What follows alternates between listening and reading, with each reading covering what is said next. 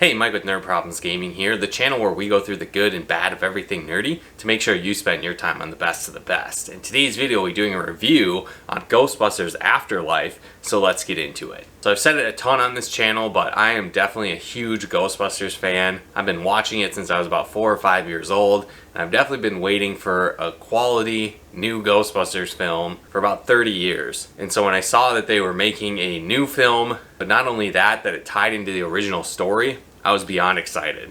And so I just saw the movie last night, and I'll try to go into as little spoilers as possible in this review. But my short answer is I loved it, but we'll get into why and some of the things that I thought about it. But if you don't want any spoilers, just go see the movie. It's definitely worth it. So the general plot of the movie is that Egon has recently passed away and left his old farmhouse to his daughter and grandchildren. And they're actually very down and out right now. They're broke, they're struggling, and they decide to move to this farmhouse to try and make ends meet and get by.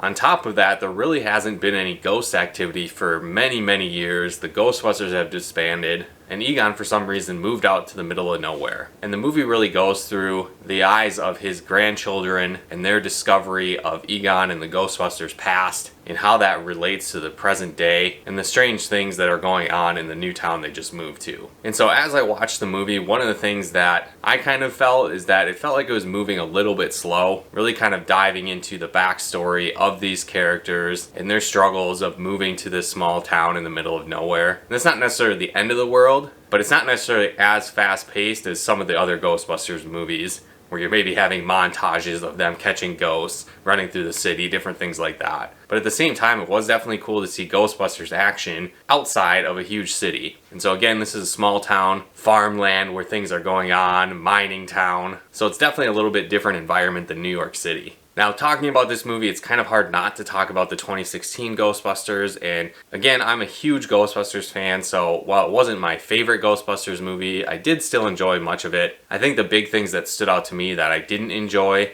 was the fact that it didn't tie into the original Ghostbusters universe, and also the fact that I felt like a lot of the humor and jokes of the 2016 movie were just trying to be forced into the movie. Like, they weren't relevant to what was going on in the storyline, and they weren't necessarily like situational humor, where I felt like the original Ghostbusters really had that feel. Like, yes, it was a comedy, but it was funny because they were commenting or making jokes about the actual situation and the supernatural things that were going on. And so I felt like this movie played into that a lot more. It was more of a serious movie with humor scattered throughout versus trying to be like a slapstick humor type movie, which the 2016 Ghostbusters was more like. So I definitely like this approach a lot more in Ghostbusters Afterlife. You're certainly not going to keel over laughing by any means, but there were some funny parts as you watch the film. But for me, I think the biggest reason why I really like this movie is that it paid respects and tied into the original films. And that's all I really wanted to see in a Ghostbusters film as a fan of the series. I just wanted a continuation of the story and to tie in somehow to the other films. And I think this film did a great job doing that, while also introducing new characters, new ghosts, and something that was believable that felt like it actually fit in with the Ghostbusters universe. The one thing that maybe disappointed me a little bit, I think, was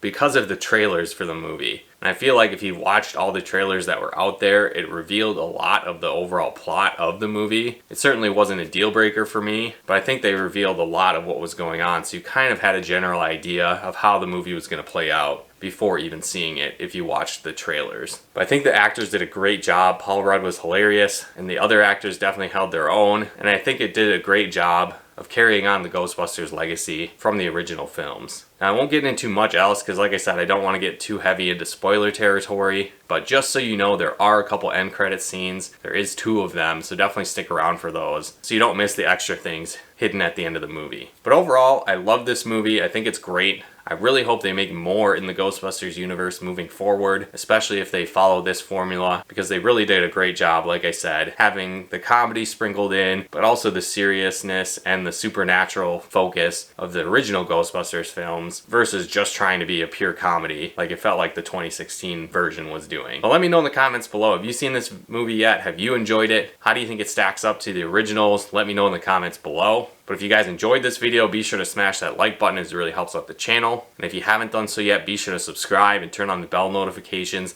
to get the latest updates of new nerd videos we put out. And if you'd like to help support the channel, pick out content and more, become a patron of ours at nerdproblemsgaming.com/Patreon. And if you'd like to plug into our live streams and Let's Plays we do on the channel, you can follow us over on Twitch at nerdproblemsgaming.com/Twitch. But once again, thanks for tuning in, and we'll talk to you more soon.